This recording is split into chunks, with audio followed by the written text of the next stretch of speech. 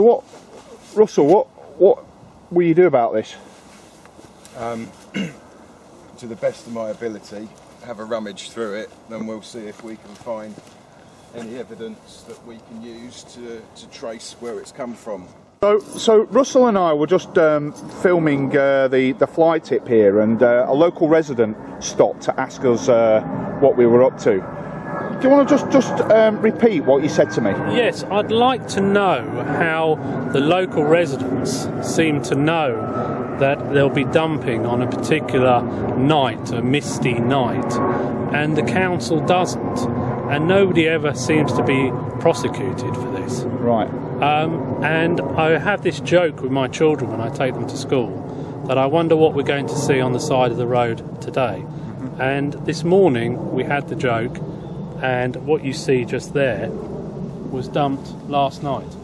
Okay, as a local resident who sees this stuff routinely, what do you think the council could do about it? Well, to catch these people? I think they could possibly have somebody late in the evening, early mornings, doing a spot check around.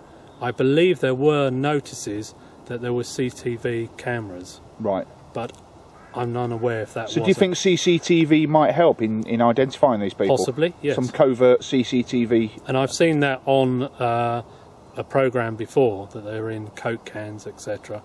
And it is such a regular occurrence here that I can't believe you cannot catch them. Right. Well, that's interesting feedback, which we'll put on our short film here, and obviously be fed back to the council. But an interesting idea that I think perhaps should be explored. So I'm pretty certain there's more to it than just being able to mount a camera and all the rest of it. I know that there's all sorts of legislation involved in doing that, but where there's a will, there's a way. And if the residents of Chobham, where clearly this is a problem, then if the residents of Chobham want that to happen, then perhaps the council might listen to you. The local resident has just stopped by to see us while we're clearing this rubbish here, and Russell's searching through to see if he can find any clues as to where this stuff might have come from. What do you think about what you're seeing here? It's mind-blowing what people will do just to save 20 quid or whatever it is to take it to a rubbish dump. They just dump it on a public road, and well, this is just about infringing on the road, and it's, besides an environmental disaster, it's a health and safety hazard, big time. And do you see this a lot round here? Oh, at least one of these piles every day, if not two. Is that right? Yes. Unbelievable. And what do you think, in your mind, is the answer? How do you think that we might be able to catch these people? Well, I mean, Russell's having a good go. Cameras mounted, but they would be probably pushed over. Hidden cameras, stakeouts, right? Something and then to make an example of these people. Whoever's caught. Right. Okay. Well, that's interesting. Thanks for that feedback, which we'll feed back to the council. We're just going from one fly tipping incident to another one, which is literally just a few hundred yards away. Yeah, it's just round the corner. So yeah, so in order to carry out their fly tipping, they've actually destroyed this gate in the process. How do you think they've done that? What, do you think they've actually ran it over? I don't know if they perhaps tied a tow rope or something to it and yeah, because that's what you can see where that's outrageous. So when do you think that this one was dumped?